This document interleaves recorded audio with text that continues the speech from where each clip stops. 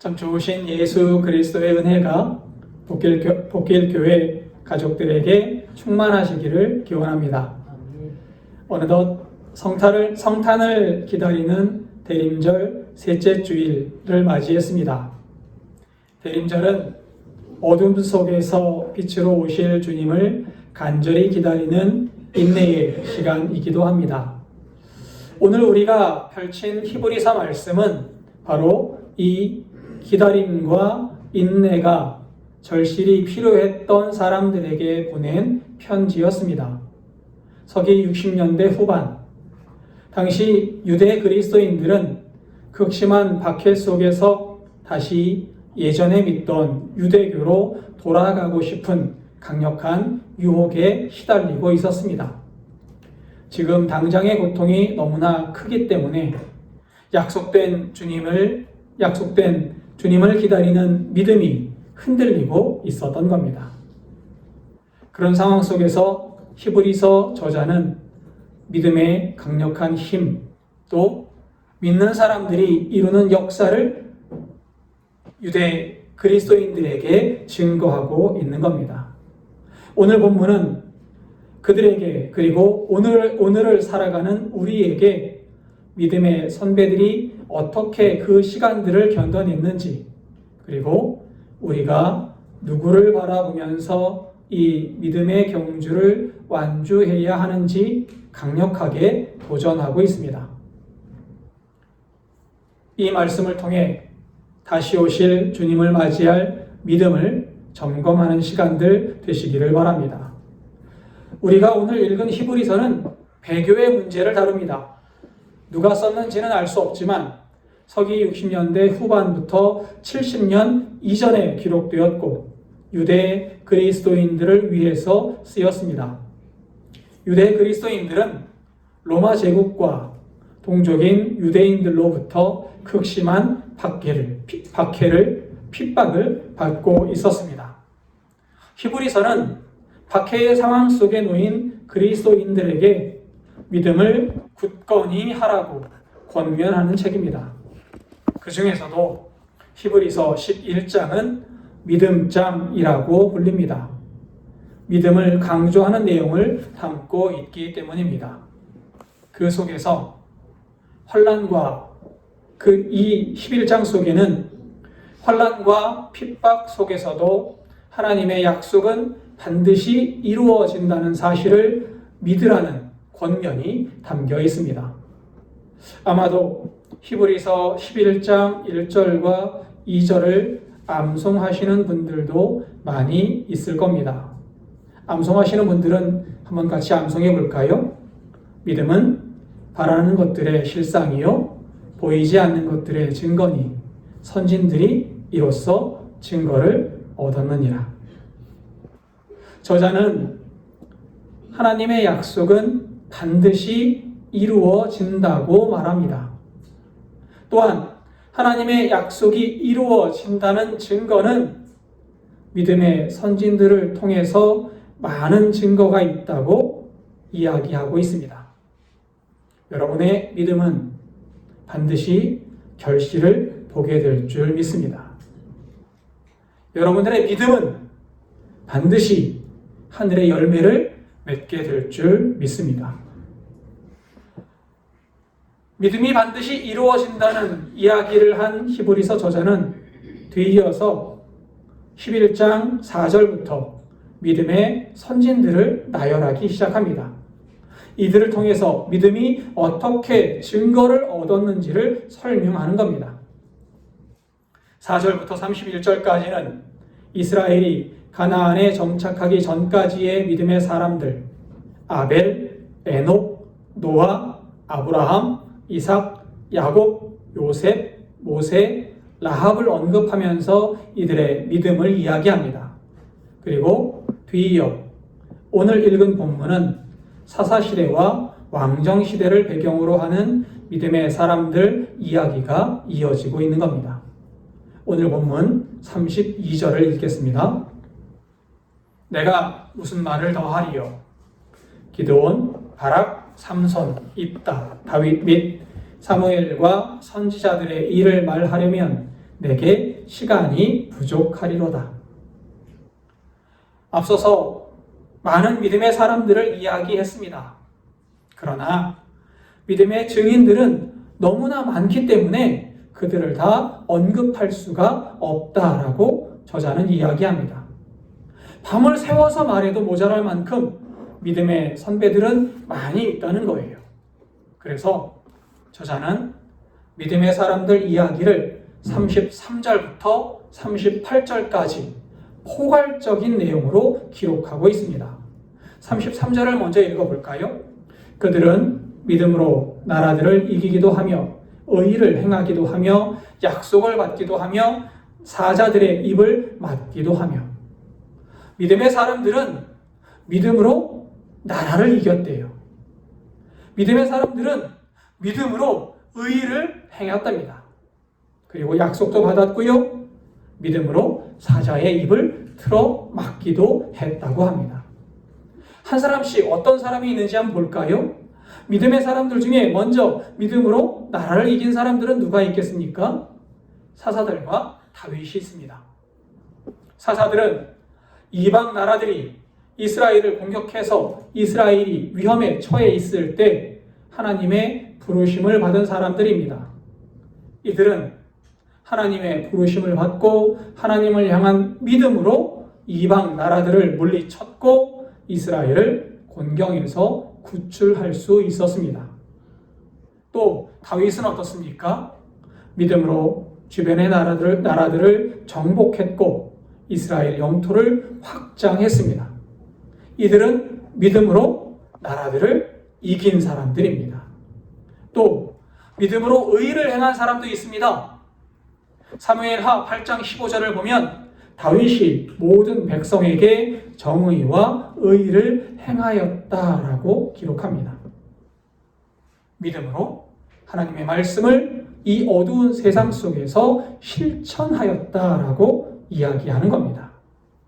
또 본문은 이어서 믿음으로 약속을 받은 믿음의 영웅들도 있다고 말합니다. 드보라와 함께 가나안 왕 야빈을 물리친 바락, 또 믿음으로 미디안 족속을 물리친 사사 기드온을 예로 들 수 있을 겁니다.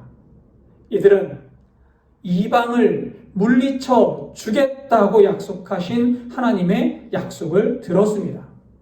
하나님의 약속을 믿고 이방의 나라와 전쟁을 치렀습니다. 그리고 그 약속이 이루어지는 것을 볼 수 있었던 겁니다. 그렇다면 믿음으로 사자들의 입을 막은 사람은 누구일까요? 여러분 다 아시지요? 맞습니다. 다니엘입니다. 다니엘은 기도하면 죽임을 당할 수도 있는 상황에서 기도를 멈추지 않았습니다. 그 믿음 때문에 결국 사자굴에 던져지는 상황까지도 처해지게 됩니다. 그러나 하나님은 천사를 보내셨고 천사를 통해 사자의 입을 막으시고 다니엘을 무사히 구해내셨다라고 성경은 기록합니다. 다니엘은 믿음으로 사자의 입까지 틀어 막았던 겁니다. 34절도 읽어보겠습니다. 불의 세력을 멸하기도 하며 칼날을 피하기도 하며 연약한 가운데에서 강하게 되기도 하며 전쟁에 용감하게 되어 이방 사람들의 진을 물리치기도 하며. 그렇다면 불의 세력을 멸한 사람으로는 누가 있을까요? 다니엘의 세 친구가 있습니다. 이들은 우상에게 절하지 않아서 활활 타는 풀무불 속에 들어가야만 했습니다. 그러나 하나님의 보호하심으로 불의 세력이 이들의 옷깃 하나 태우지 못하였다라고 성경은 기록합니다. 믿음으로 불의 세력을 이길 수 있었던 거지요. 칼날을 피한 사람은 누가 있을까요? 다니엘이 대표적입니다. 엘리야가 대표적입니다. 엘리야는 북이스라엘의 왕이었던 아합과 왕비 이세벨이 우상을 숭배하며 엘리야를 죽이려 하였지만 그 칼을 하나님의 은혜로 피할 수 있었습니다. 연약한 가운데 강하게 된 사람으로는 삼손이 있습니다. 삼손은 여인 여인의 유혹으로 모든 힘을 잃어버렸지만 믿음으로 다시 힘을 얻어서 원수 블레셋을 물리칠 수 있었습니다. 전쟁에서 용감하게 되어 이방 사람들의 진을 물리친 영웅은 누가 있습니까? 다윗입니다. 거인 골리앗을 물리쳤을 뿐 아니라 수많은 전쟁에서 믿음으로 승리했기 때문입니다. 이들은 모두 믿음으로 승리하는 영광을 얻을 수 있었습니다. 35절을 읽어보겠습니다. 여자들은 자기의 죽은 자들을 부활로 받아들이기도 하며 또 어떤 이들은 더 좋은 부활을 얻고자 하여 심한 고문을 받되 구차히 풀려나기를 원하지 아니하였으며 여자들 중에는 죽은 자의 부활을 본 사람도 있다라고 이야기합니다. 죽은 자의 부활을 본 사람이 누구지요? 열왕기상 17장에 보면 엘리야를 통해서 죽은 아들이 살아나는 것을 본 사렙다의 과부가 있습니다. 또 열왕기하 4장에는 엘리사를 통해서 죽은 아들이 다시 살아나는 것을 본 수넴 여인도 있습니다. 이들은 믿음으로 선지자의 말을 따랐고 이로 말미암아 죽은 아들이 다시 살아나는 것을 볼 수 있었습니다. 믿음으로 죽은 자가 살아나는 것을 볼 수 있었던 거지요. 이 여인들은 죽었던 몸이 다시 살아나는 것을 보았습니다. 그러나 성경은 몸의 부활보다 더 나은 부활이 있다고 말하고 있습니다. 어떤 사람들은 몸이 다시 살아나는 것보다 더 나은 부활을 바라고 세상의 고문을 피하지 않은 사람도 있다고 말합니다. 성경은 아니지만 당시에 유대인들이 잘 알고 있었던 역사 기록을 보면 율법 학자인 엘르아살의 이야기가 전해집니다. 엘르아살의 시대는 이스라엘이 셀류커스라는 나라의 안티오쿠스 왕에 의해 식민 지배를 받고 있었습니다. 안티오쿠스 왕은 유대교를 말살하고 이스라엘의 헬라 문화와 헬라의 종교를 이식하려고 시도했던 왕이에요. 헬라 문화와 헬라의 종교를 이식하려 했기 때문에 이 사람은 잔인하게 유대인들을 핍박했고 잔인하게 유대의 종교를 억압했습니다. 율법에서 금지하는 돼지고기를 먹으라고 강요했고 또 성전을 모욕하는 만행을 저지르기도 했습니다. 이때 이 안티오쿠스의 명령을 거부하고 율법을 지키기 위해서 돼지고기 먹기를 거부한 사람이 있습니다. 이 사람이 엘르아살이에요.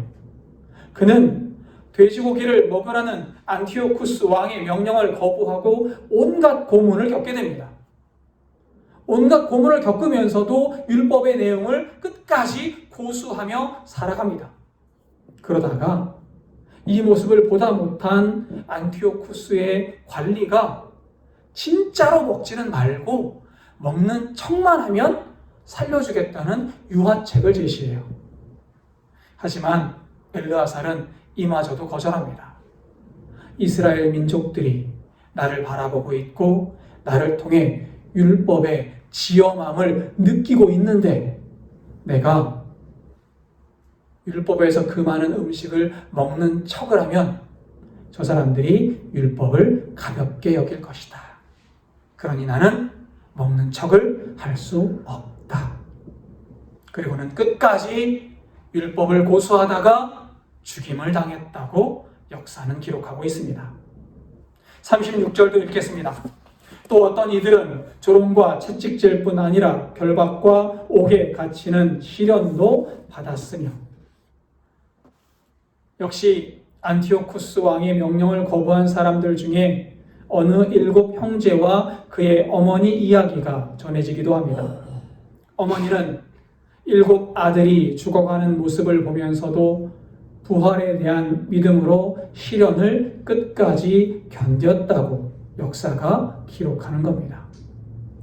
여러분, 아들이 죽어가는 모습을 보면서 저 아들들이 하나님을 믿고 하나님의 율법을 지켰으니 하나님께서 저 하늘나라에 그들의 자리를 예비하실 것이다 라고 믿었다는 거예요.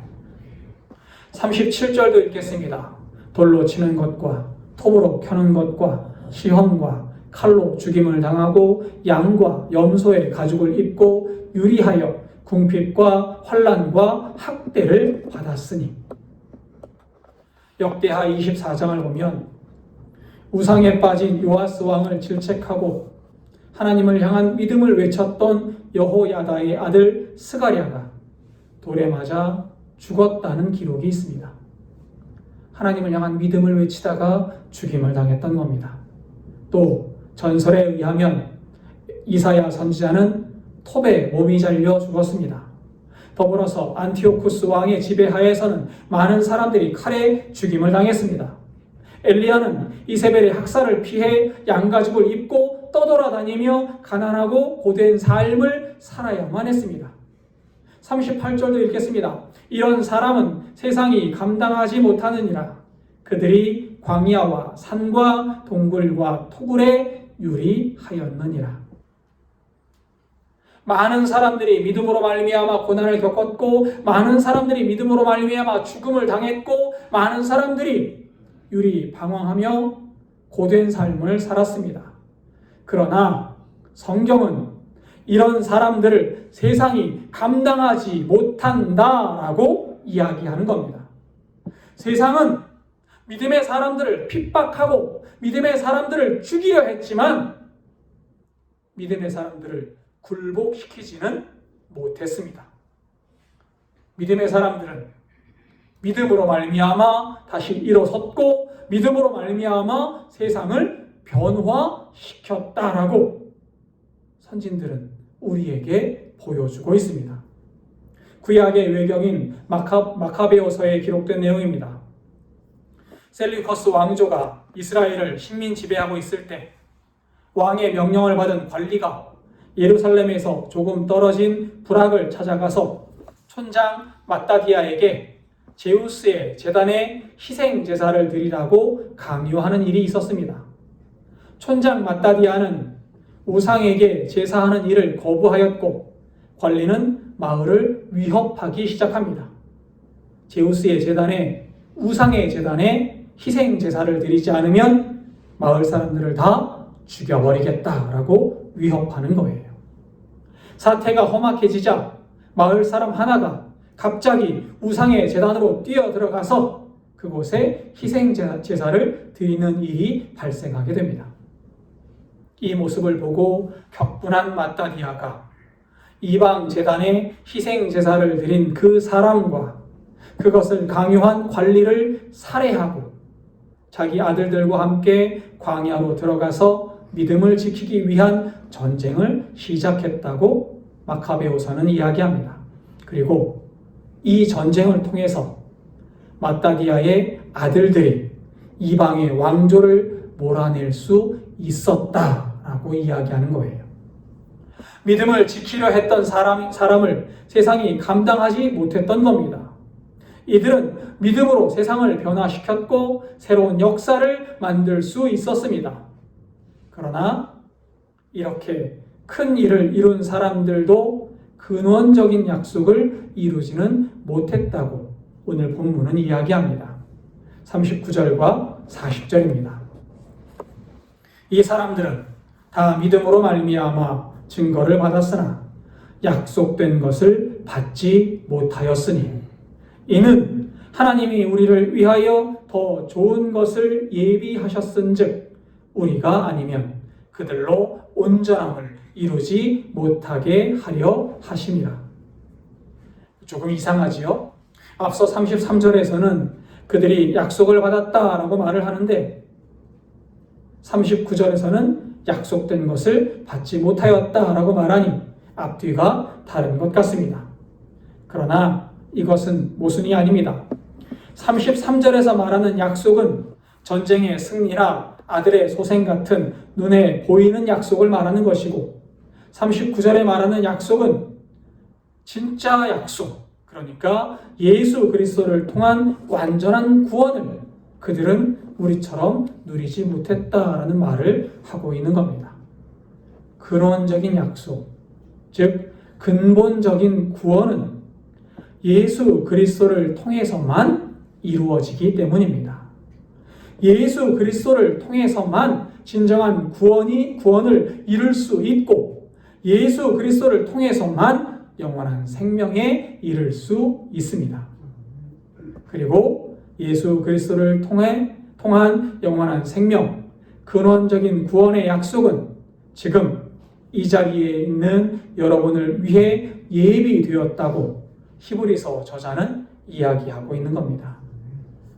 여러분, 예수님을 통한 근본적인 구원이 여러분들에게 이미 이루어졌음을 믿으시기 바랍니다. 영원한 생명을 얻지 못하는 믿음을 위해서도 여러분들에게는 영원한 생명이 예비되었고 영원한 생명이 약속되었음을 믿으시기 바랍니다. 여러분, 구약의 사람들은 영원한 생명을 얻지 못하는 믿음을 위해서도 생명을 걸었습니다. 근원적인 약속을 이루지 못했음에도 구약의 사람들은 핍박을 견뎌냈습니다. 그러나 우리에게는 근원적인 약속, 영원한 생명과 하늘의 약속이 예비되었다는 사실을 기억한다면 우리는 믿음을 위해 나의 존재를 걸어야 하지 않겠습니까? 우리는 예수 그리스도의 뒤를 따르는 일에 나의 모든 힘과 마음을 다해야만 하는 겁니다. 12장 1절과 2절도 읽겠습니다. 이러므로 우리에게 구름같이 둘러싼 허다한 증인들이 있으니 모든 무거운 것과 얽매이기 쉬운 죄를 벗어버리고 인내로써 우리 앞에 당한 경주를 하며 믿음의 주요 또 온전하게 하시는 이인 예수를 바라보자. 그는 그 앞에 있는 기쁨을 위하여 십자가를 참으사 부끄러움을 개의치 아니하시더니 하나님 보좌 우편에 앉으셨느니라. 1절에 이러므로 라는 말은 이전까지 이야기한 말이 원인이 되어서 뒤의 이야기를 결론으로 얻을 수 있다는 말입니다. 앞선 이야기를 볼 때 우리에게는 믿음의 허다한 증인들이 있습니다. 어떤 사람은 믿음으로 승리를 얻었고 어떤 사람은 믿음으로 사자의 입을 막았습니다. 믿음으로 불을 멸하기도 하고 칼을 피하기도 했습니다. 어떤 사람들은 믿음으로 고난과 핍박을 견디기도 했습니다. 믿음의 선진들이 이렇게 믿음을 보여주었듯이 우리는 예수 그리스도의 약속을 믿고 예수 그리스도가 걸어가신 길을 뒤따라야만 합니다. 예수님은 우리를 위해 기쁨으로 죽음의 십자가를 지셨기 때문입니다. 예수님은 우리를 위해 사람들의 조롱과 멸시를 신경 쓰지 않으셨기 때문입니다. 다만 우리를 사랑하셨고 우리를 구원하시기 위해 자신의 모든 것을 내어 주셨습니다. 그리고 그 결과 예수님은 하나님 보좌 우편에 앉아 계신다라고 히브리서 저자는 이야기합니다. 예수님께서 모든 고난과 멸시를 견디셔서 하나님의 영광에 들어가셨으니 우리도 예수님의 길을 뒤따라 멸시와 고난을 이겨내고 하나님의 영광으로 들어가야만 할 겁니다. 복길교회 교우 여러분, 저는 믿음의 길이 편하다고 말씀드리지 않습니다. 저는 믿음의 길이 쉽다고도 말씀드리지 않습니다. 왜냐하면 믿음의 길은 희생하고 참고 인내하고 견뎌야 하는 길이기 때문입니다. 그러나 이 믿음의 길을 강조하고 또 강조해야 하는 이유는 믿음의 길만이 구원의 약속에 이르는 길이기 때문입니다. 믿음의 길만이 영원한 생명으로 가는 유일한 길이기 때문입니다. 그러니 예수님의 뒤를 따라 희생하시고 헌신하시는 믿음으로 근원적인 구원, 영원한 생명에 이르시기를 바랍니다. 제가 존경하는 선배 목사님께서 제가 전임 전도사를 시작할 때 이런 말씀을 해주신 적이 있습니다. 이렇게 말씀하셨어요. 동희야, 목회길은 돌 맞는 길이야. 내가 어떤 선택을 하든지 너는 돌을 맞을 거야. 내가 어떤 길을 가든지 너는 돌에 맞을 거야. 그러니 누가 뭐라고 해도 너는 예수님만 바라보고 예수님의 길이 어디인지 계속 고민해야 돼. 어떠한 상황에서도 그 길만 바라보고 걸어가야 돼. 그러면 하나님은 세상 사람들은 너에게 돌을 던질지언정 하나님은 너를 약속의 길로 인도하실 거야. 어디 목회의 길뿐이겠습니까? 모든 믿음의 길이 이렇겠지요. 그러니 복길의 가족 여러분, 인내와 희생과 헌신으로 믿음의 길을 걸어가시기 바랍니다.